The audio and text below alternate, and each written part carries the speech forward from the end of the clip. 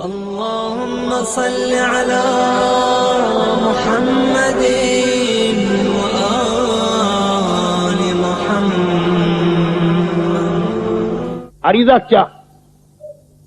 عریضہ ایک بات یہ میں واضح کر دوں،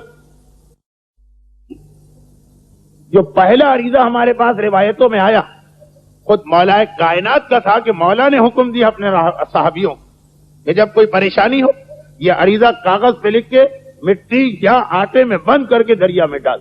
اپنی امامت کے زمانے اپنے زمانے عریضے کا خاص غیبت سے تعلق نہیں، عریضہ پہلے امام کے زمانے سے شروع، چنانچہ کتابوں میں مولا کے عریضے جو مولا نے بتایا، امام مظلوم کے عریضے ہیں جو امام نے اپنے صحابیوں کو بتایا، چھٹے امام کے عریضے ہیں جو امام نے اپنے صحابیوں کو بتایا۔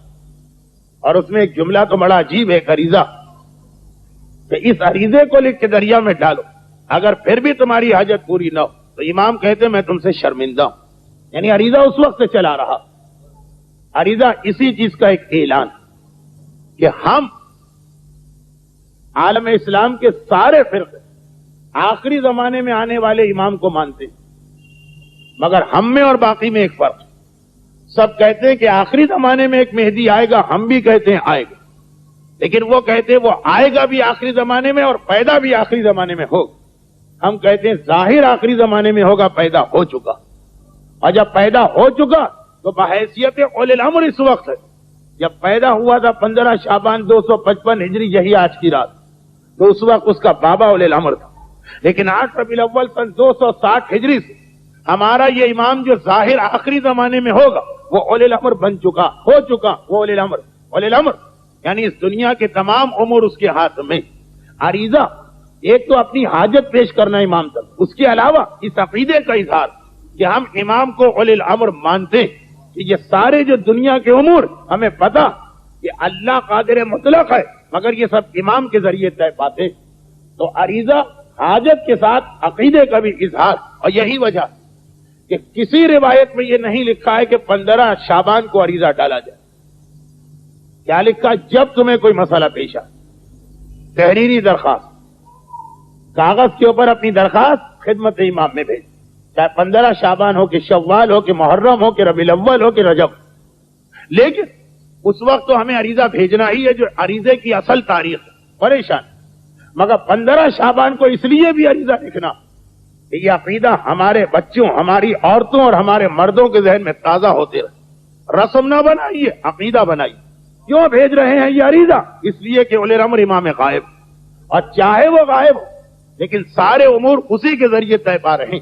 اولاد اللہ دے گا کس کے ذریعے، رزق اللہ دے گا کس کے ذریعے، حاجتیں اللہ پوری کرے گا، اولی الامر کون؟ یہ عقیدہ تازہ ہوتا رہے۔ اور اسی لیے ایک جملہ میں یہاں پہ اور کہہ دوں کہ 15 شعبان کے جو اعمال مفاتی میں لکھے یہ اعمال کا ایک حصہ، لیکن اعمال کا ایک اور حصہ جو مفاتی میں بھی ہے اور دوسری کتابوں میں، کہ آج کی رات جہاں ایک طرف آپ کو اپنی حاجتیں اللہ سے پوری کروانا، وہاں اپنے اس عقیدے کو تازہ کرنا ہے کہ ہمارا ایک امام ہے، چاہے پردہ غیب میں ہو لیکن اولی الامر وہی، کائنات وہی چلا رہا۔ چنانچہ آج کی رات اپنے امام سے منسوب یہ 4 باتیں فراموش نہ کیجیے گا۔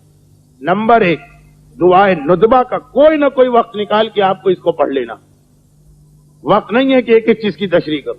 نمبر 2، سلام اللہ الکامل التام الشامل، جو امام زمانہ کی ایک خاص زیارت جس کی بہت تاکید آئی، وہ آج کی رات فراموش نہ کر، مفاتی میں بھی آپ کو ملے گی۔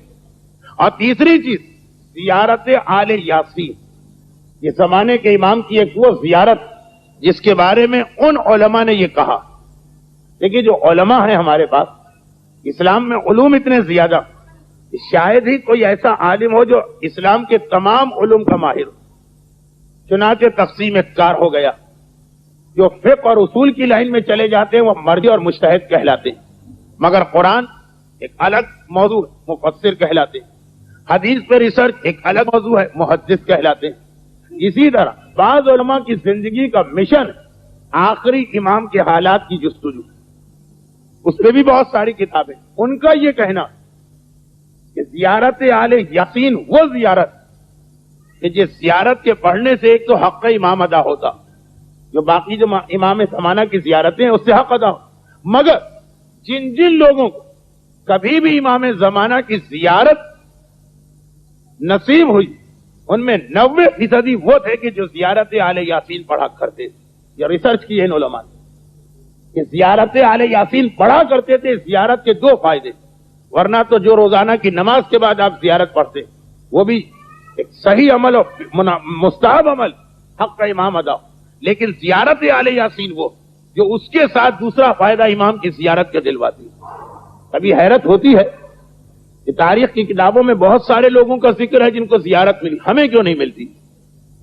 کوئی نہ کوئی ایسا عمل ہو. چنانچہ زیارت آل یاسین. اور چوتھی اور آخری چیز, امام کے لیے عریضے لکھ کے ڈالے جاتے, مگر عریضوں میں جو سب سے مستند اور سب سے مجرب عریضہ, مجرب کا مقصد جن علماء کی زندگی آخری امام کے حالات کی جستجو میں گزری, انہوں نے دیکھا کہ ایک عریضہ ایسا ہے کتابوں میں جس کا بھی یہی فائدہ کہ اس کی حاجت سب سے جلدی قبول ہوتی ہے اس عریضے کی, اور اس عریضے کے لکھنے والے کی زیارت امام سے ہو جاتی. اب دیکھیے, اگر ہم کہیں کہ قرآن کریم میں رزق کی برکت کے لیے سورہ واقعہ, اس کا مطلب ہے کہ ہم معذاللہ یہ کہہ رہے ہیں کہ باقی قرآن بیکار ہے؟ سارا اللہ کا کلام, مگر اللہ نے باقی قرآن کی آیتوں کے ساتھ اس میں خصوصیت رکھی. ہر عریضہ اپنی جگہ حاجتیں پیش کرنے کے لیے, مگر جو خاص عریضہ جس کا ڈبل فائدہ, ادھر حاجت جاتی ہے ادھر سے ملاقات کا اذن ملتا ہے, زندگی میں کبھی ملاقات ہوتی ہے. وہ عریضہ ایک خاص عریضہ ہے جو بہت کم کتابوں میں, حتیٰ یہ کہ تعجب ہے کہ علامہ مجلسی جیسا ایک بحر زخار سمندر ہے وہ علوم معصومین کی, وہ بھی بہار میں اس عریضے کو نہیں لکھ سکے. لیکن انتہائی معتبر ابن طاؤس جیسے مقدس ترین عالم نے اس عریضے کو تحریر کیا. اردو میں ایک کتاب ہے گوہر یگانہ, اس کے صفحہ 400 پہ یہ عریضہ موجود, اور اس میں آپ کو ایک اور خصوصیت نظر آئی. ہر عریضہ ڈالا جاتا حسین ابن روح کے نام سے. یہ خصوصی عریضہ جو حسین ابن روح کے نام سے نہیں ڈالتے, یہ امام کے سب سے پہلے نائب عثمان ابن سعید اور ان کے بیٹے کے نام سے ڈالا جاتا, یہ سب سے پہلے 2 نائب. اب اس وقت تو مجھے اندازہ ہے کہ رات کے 11 بجے, جبکہ اعمال بھی بہت زیادہ, شاید یہ ممکن نہ ہو عریضہ, لیکن آپ نے سنا کہ اصل عریضہ 15 شعبان نہیں ہے, جب بھی حاجت, کل پرسوں کوئی خاص دن اور کوئی خاص تاریخ نہیں. یہ خاص 4 عمل ہیں جو دعائے ندبہ, زیارت سلام اللہ الکامل التام الشامل, جو مفاتیح الجنان دعاؤں کے آخری حصے میں ہے, مناجات 15 سے 1 ورق پہلے, اور تیسری زیارت آل یاسین, چوتھا ہر عریضہ. مگر یہ اگر عریضہ مل جائے, صفحہ 400 والا کتاب ہے گوہر یگانہ, تو کیا کریں. یہ خصوصیت کے ساتھ شعبان کے اعمال کے ضمن میں کہا, باقی اعمال اپنے لیے انجام دے. یہ 4 اعمال اپنے زمانے کے امام.